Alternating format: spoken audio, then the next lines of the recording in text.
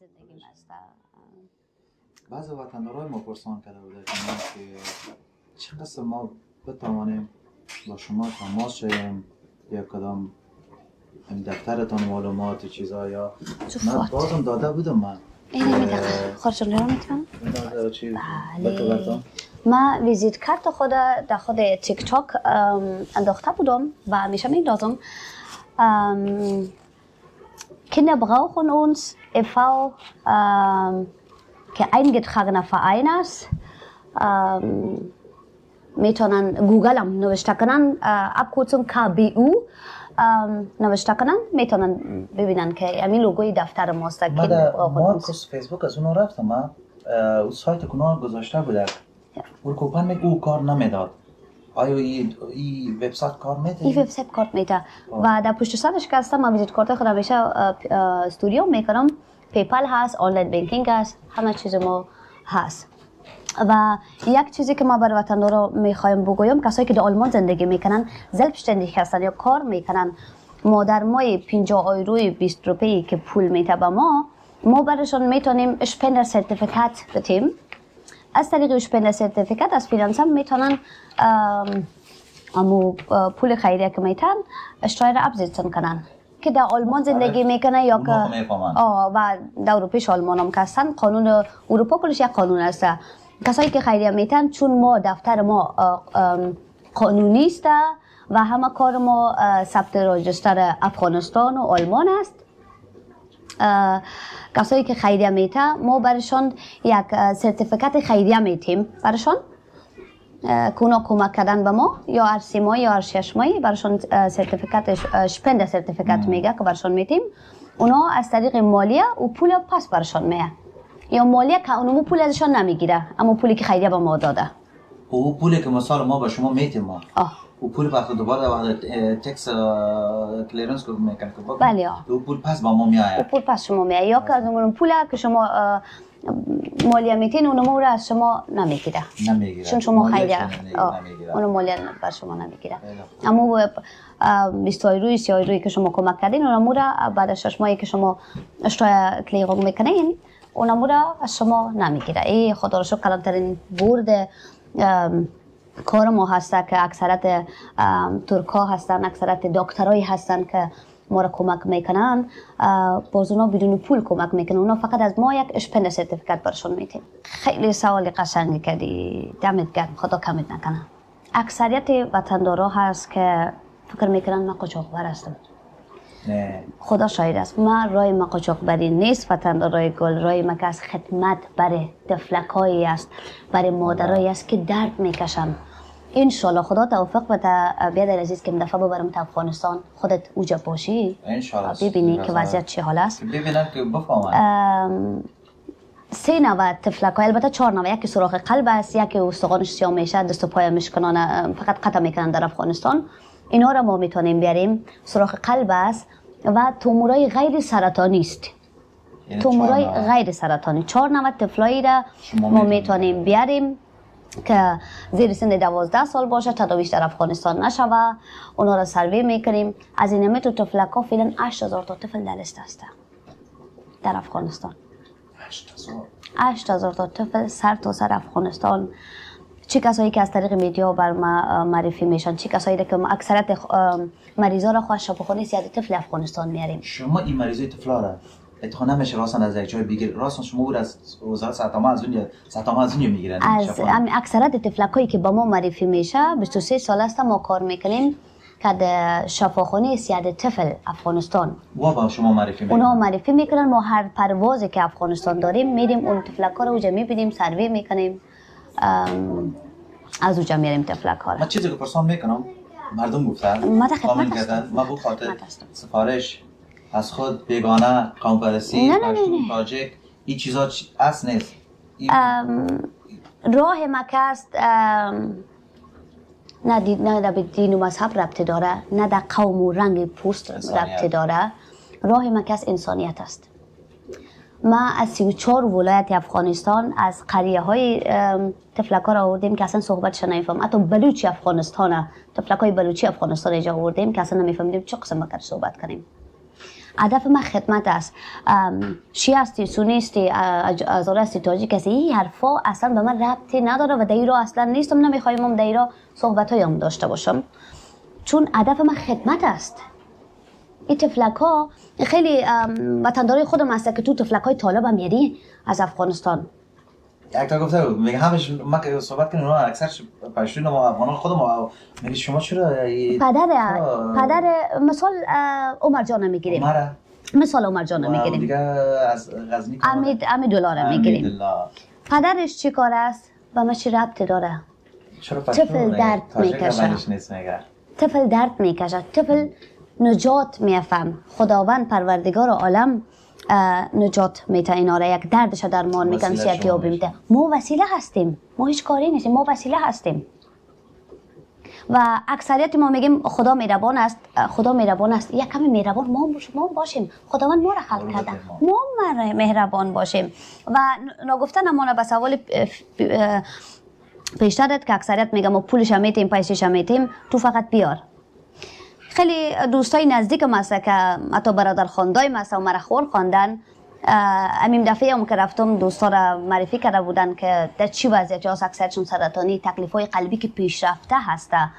اونا مسئولیتش خیلی کلان است، ما نمیتونیم گرفته مسئولیتش. و خودم باعث یک ترجمان، باعث یک افغان، 2 تا دکترایی که من میرن ترجمانی میکنم. چی مطلب مسئولیتش؟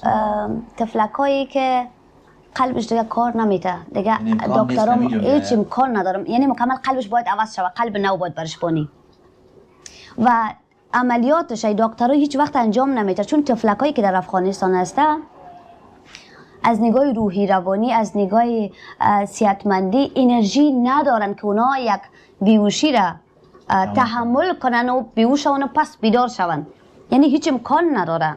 یعنی او قسم تفلک ها ما داره ما خیلی تفلک ها هسته که متاسفانه در افغانستان در نمت شرایط هسته و من نمیتونم بگم که ما این تفلک ها رو میبریم، اونایی که از وسط توان ما هست میاریم.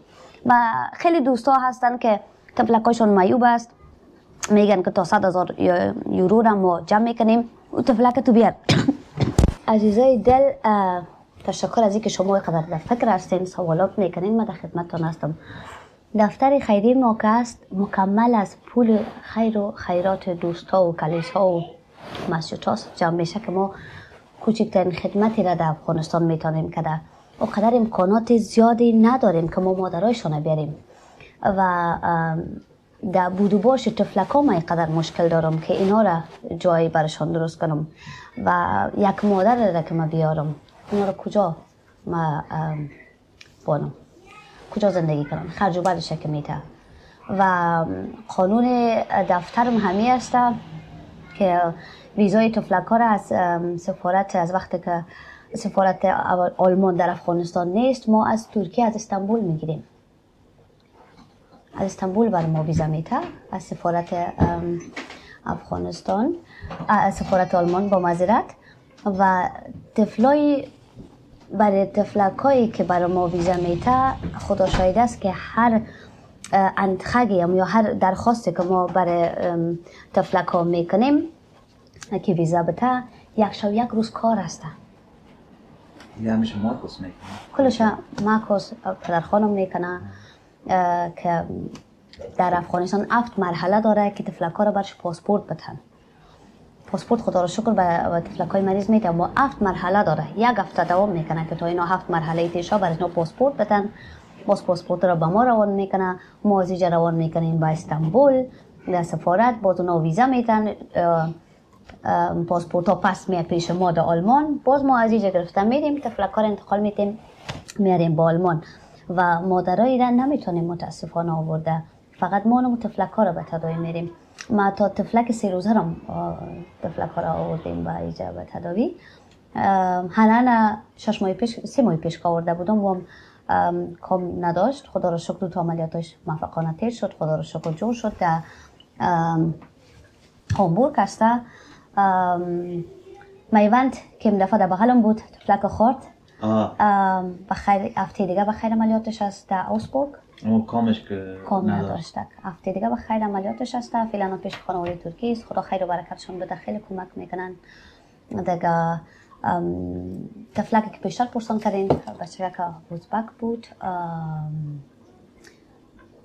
نشانم بده ببینید که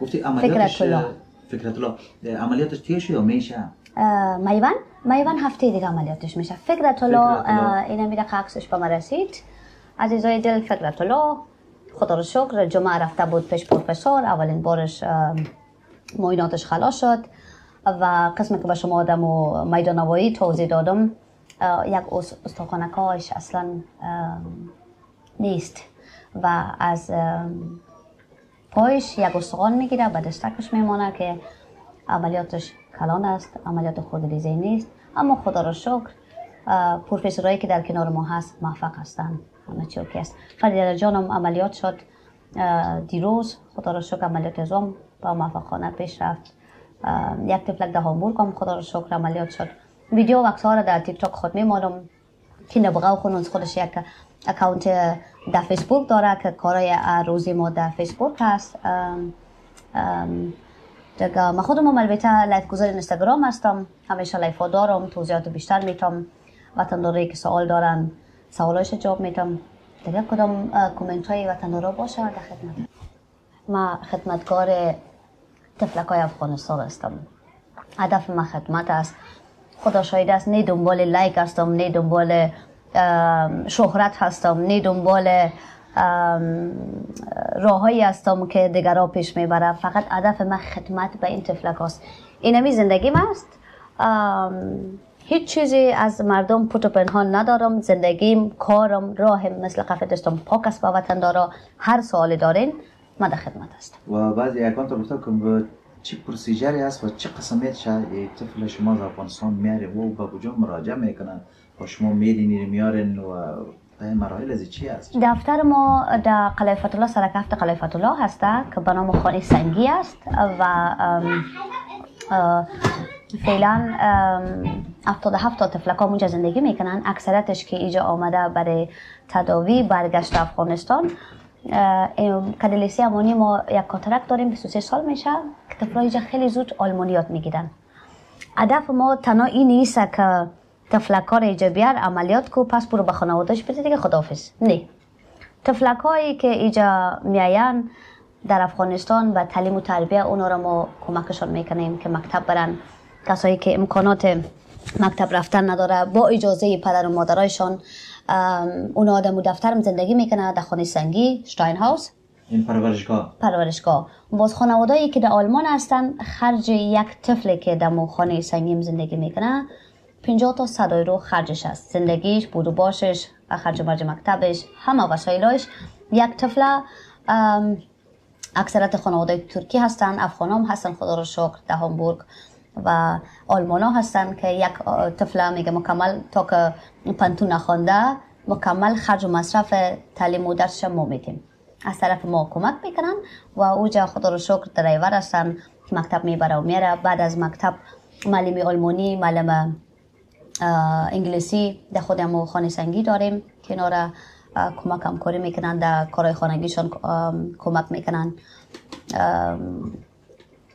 مطلب از که یک طفل مریض میشه و با کجا مراجعه کنن؟ در دفتر ما دفتر میشه خیلی با شما چه قسم از وزارت سرطان میگم من میگم از بله البته اکثریت تفلکایی که ما میاریم از وزارت نه از شفاخانه سیاده طفل با ما معرفی میشه که از هر 34 ولایت از قریه ها اوجا تفلک ها میارن مراجعه میکنن اکثرت طفلا رو ما اوجا معرفی میشیم هر دفعه که افغانستان میریم اوجا ما سروی میکنیم تفلک ها را سروی میکنیم میبینیم در خود اشتاسیون میریم در اتوپیری اشتاسیون میریم اونا را میبینیم کسایی که واقعا دکترها میگه که از واسطان ما نیست ما نمیتونیم اونا را ما ثبت نام میکنیم میاریم اینجا دکترایی که میشناسیم شفاخانه‌ای که میشناسیم برای اینا ایمیل میکنیم دیگه اینا که در دور بعدی بازگوها در دور بعدی آماده میسازیم که بریم ما بیاریم فعلا 3 تا تفلک ها در بدترین شرایط است نوتفال عاجل است که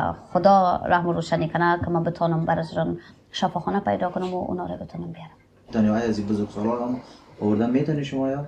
نه فقط زیر سن 12 سال فقط زیر سن 12 سال تفلک هایی که سعید جان که کمش تومور داره در ویدیوهای میبینین سال 2015 آورده بودم و او مریض ما هست، حالا 18 ساله شده، میتونه دوباره بیان برای معاینات دوباره، میتونم دوباره بیارم انشالله. در پروازی بعدیم یک طفلک، طفل نیست البته، بچه جوان است، زبی جان که نزدیک 19-20 سالش هست که فعلا هم در مخانه سنگی زندگی میکنن، او را دوباره برای معاینات و عملیات دوباره میرم.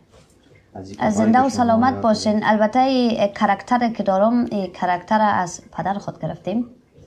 پدرم زمانهای قدیم دکتر جراح در شفاخانه سلیم سرخ بود و خودش 2 تا اسب داشت. در بدترین شرایط ها در قریه ها مردم کمک میکرد، بدون پول میرفت عملیات میکرد و غیرت و همت ما از پدر خود گرفتیم. البته متاسف هستم به وطندارایی که همونطور قضاوت میکنه. یکی خواهش میکنم از وطندارایی در هر کنج دنیای هستین، سفر که افغانستان دارم، پول تکتان خودتان بدین و خرج و برج افغانستانتان ما در خدمت شما هستم. بیاین کدمه خودتان برین ببینین در هر کنج دنیایی که هستین، قضاوت نکنین، بیاین در کنارم باشین، عملی ببینین بعد قضاوت کنین. قضاوت حق پروردگار است و طفلکایی که جمعیت در بدترین شرایط هستند و خانواده هایش، پدر و مادرهایش روز 10 دفعه میمونن و زنده میشن و ما از کوچکترین پولی که با ما جمع میشه میتونیم یک طفل بیاریم به هیجا تداوی شه و برگرده و اونقدر پولی به ما جمع نمیشه که ما پدر و مادرش بریم. از ما از خدای ما است که پدرشون بیایه یا که مادرش بتونه بیایه که در شفاخانه در خانه ازش نگهداری کنه، اما امکاناتش ما نداریم. این آمرداری اون نمیشه بگید، امکان نداره. خب بازم تشکر بانو وطنیار، زنده سلامت باشی. خوش شدم شما را دیدیم و بعض سوالا بوده که دوستا میخواست که از شما بفهمم. گفتنی باز دیگه کدوم گفتنی داشته باشین؟ گفتنی ما برای وطندارا، کسایی که فعلا در میدیا هستن، فعلا کل کار در میدیا هستن، تیک تاکرای وطن ما یا یوتیوبگرای وطن ما، خدمت تنها پولی نیست که کمک کنین، قدم ماندن و این حق طفلک ها، هر قدمی که شما میمانین در کنار ما باشین. ویدیوهایی که من میندازم شیرش کنین، صداهای مرا به گوش وطندارا برسانین. لایف گذار هستین، میتونین با ما، کسایی که لایف گذار تیک تاک است، ما در هر شرایطش وقت پیدا میکنم، میتونم بیایم که شما هر وطنداری که صحبت‌هایی دارن، سوالاتی دارن، در خدمتایشان هستم، در کنارم باشه. و خانواده‌ای که در آلمان زندگی میکنه، اکثریت را که ما برشان میگم که چرا کمک مالی نمیکنین، میگه وای خانواده در افغانستان داریم 1 روپه، نه 5 روپه خواستیم، نه 10 روپه، خانواده 1 روپه، ما 1 روپه 4 تا بوتل کولافانتایی را که میخورین دوباره دلدی میتین 1 روپه میشه. خانواده 1 روپه در اکانتم در آنلاین بانکینگ پیپل دارین، خانواده 1 روپه بتین، خدا شاهد است طفلکایی که منتظر است اونها رو میتونیم کمک کنیم از طریق شما عزیزای دل. در کنارم باشین، کمکم کنین که ما بتونیم اون مادرها را کمک کنیم. و افتخار میکنم به خانواده هایی که در 16 ولایت آلمان هستن.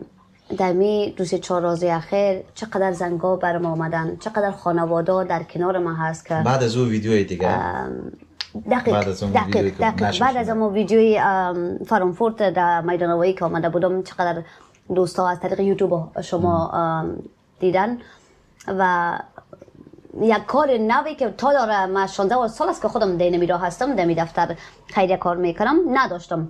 گروپ نو جور کردیم به نام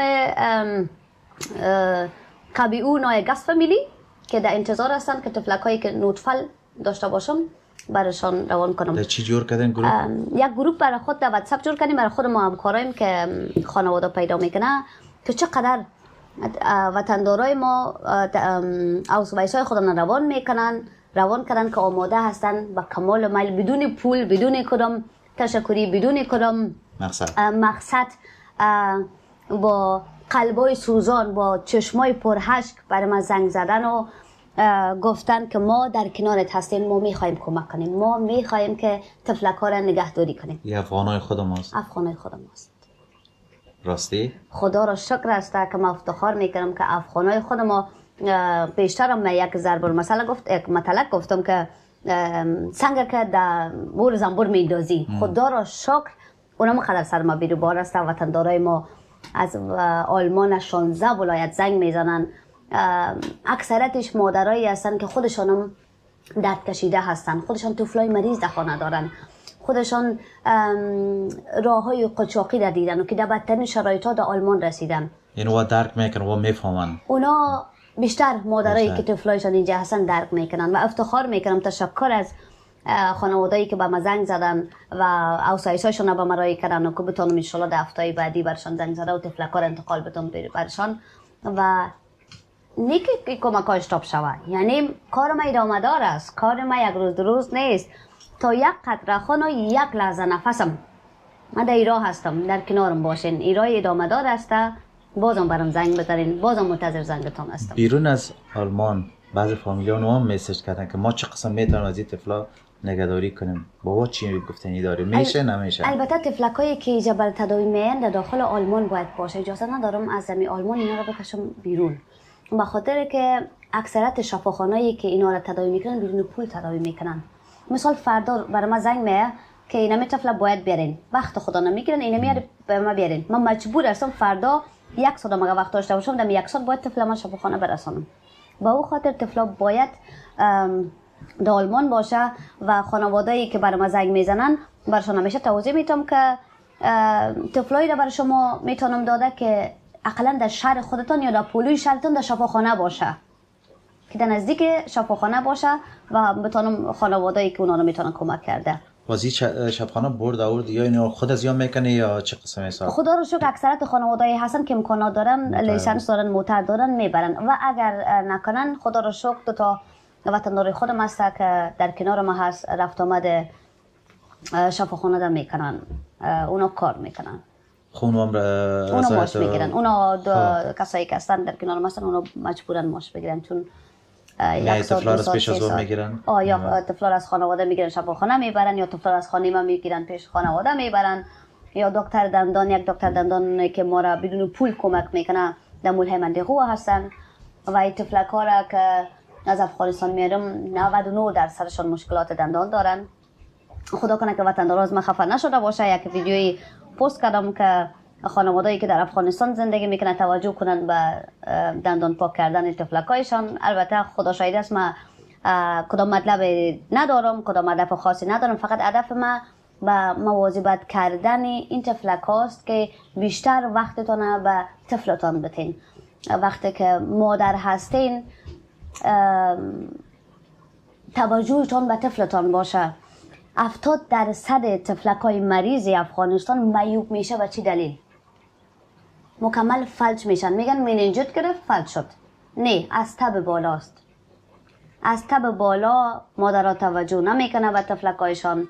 طفلکا که سرما میخوره، حالا هر مریضی تبشان میره بالا، طفلکا فلج میشن و مادرها توجه ندارن. البته خدا کنه که از ما مادرای عزیز خفه نشن و این خواهشم است که توجهتون به طفلکایتون بیشتر باشه. تب بالا داره، خیلی امکاناتی هست که میتونین ازش استفاده کنین و از ما که بیشتر شماها تجربه دارین که چه قسم میتونین طفلکا را تبش کم کنین.